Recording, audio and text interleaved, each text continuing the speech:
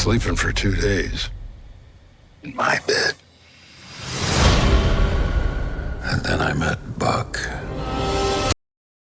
To be honest with you, these are my personal picks. Some of them may be a bit old, but trust me, you'll love them. If you've already watched them, why not give them another look?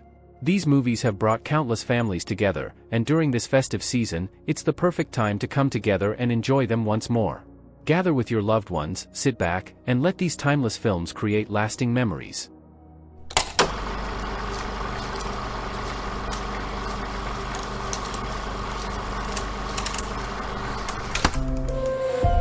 The Yukon is a dangerous place. You never know what's coming. I came up here because I didn't want to be around anyone.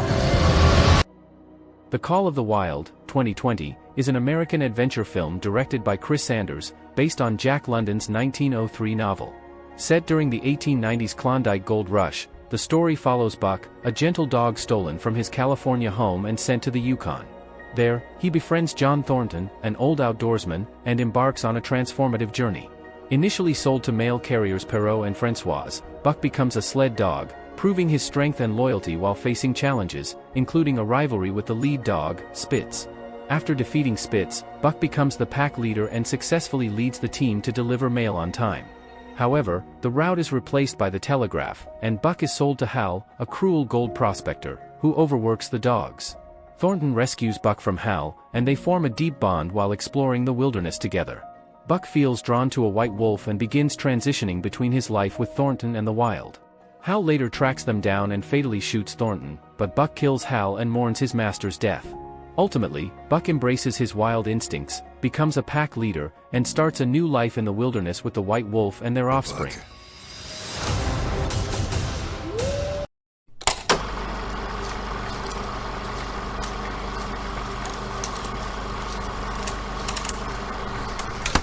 Hi, Dad. Who was extraordinary in every way. Get in the car, Melinda. Matilda. Whatever. Pretty soon you'll be able to do any multiplication, whether it's 2 times 7, 14. or 13 times 379. 4,900. Matilda is a 1996 fantasy comedy film based on Roald Dahl's 1988 novel, directed by Danny DeVito. The story follows Matilda Wormwood, a 6-year-old child prodigy mistreated by her neglectful parents. Matilda discovers she has telekinetic powers, which she uses to stand up to her cruel family and Miss Trunchbull, the tyrannical principal of her school.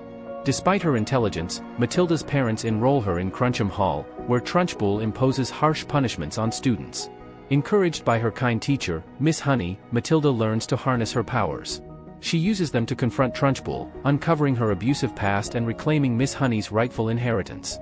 The film, though initially a box office disappointment, gained popularity through home video releases.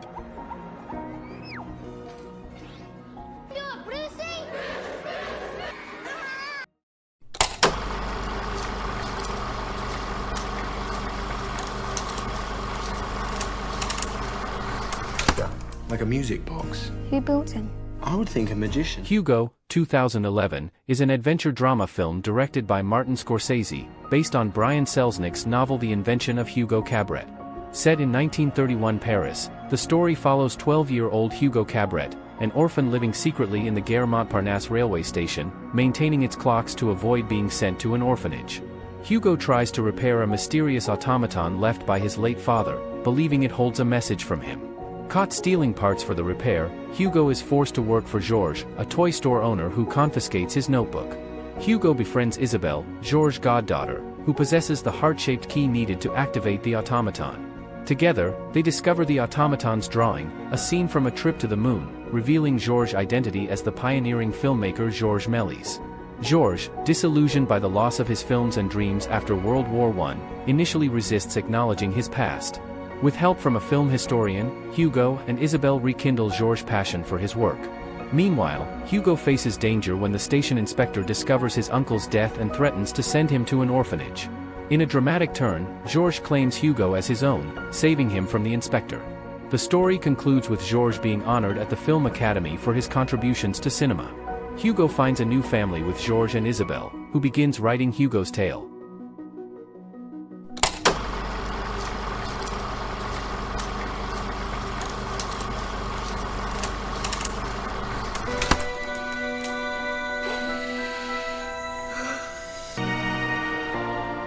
London.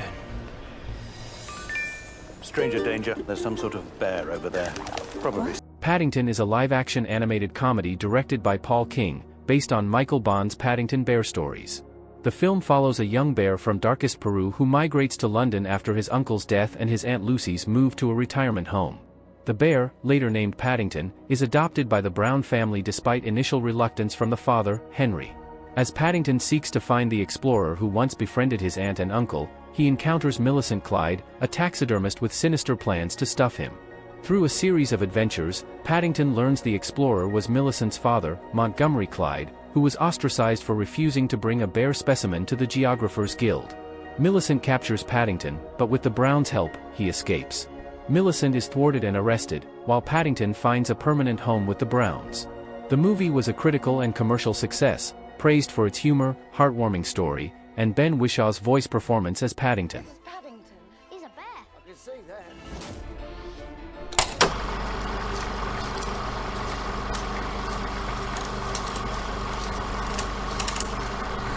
So you can't avoid the subject forever. At least tell me what he was like. Everyone in the world believes they're unique in their own way. To you about my mother. Well, what about your mother? Dad, I'm almost 12. How long do you expect me to buy that story that the stork dropped me on your doorstep? The Parent Trap, 1998, is a romantic comedy and remake of the 1961 film, based on Eric Kastner's novel Lisa and Lottie. Directed by Nancy Meyers in her debut, it stars Lindsay Lohan as twin sisters Hallie Parker and Annie James, alongside Dennis Quaid and Natasha Richardson as their divorced parents, Nick and Elizabeth. After their birth, the twins are separated. Hallie lives with Nick on a California vineyard, while Annie lives in London with Elizabeth. 11 years later, they meet at a summer camp in Maine and discover they are twins. They decide to switch places to reunite their parents. Hallie, posing as Annie, bonds with her mother and family in London, while Annie, posing as Hallie, discovers Nick is engaged to a gold-digging publicist, Meredith Blake. With help from the family staff, the twins arrange for Nick and Elizabeth to meet in California. Though sparks rekindle, the parents initially decide not to reconcile. A camping trip with Meredith leads to pranks by the twins, exposing Meredith's selfish nature. Nick breaks off the engagement. Ultimately, realizing their love for each other, Nick and Elizabeth remarry, and the family is happily reunited.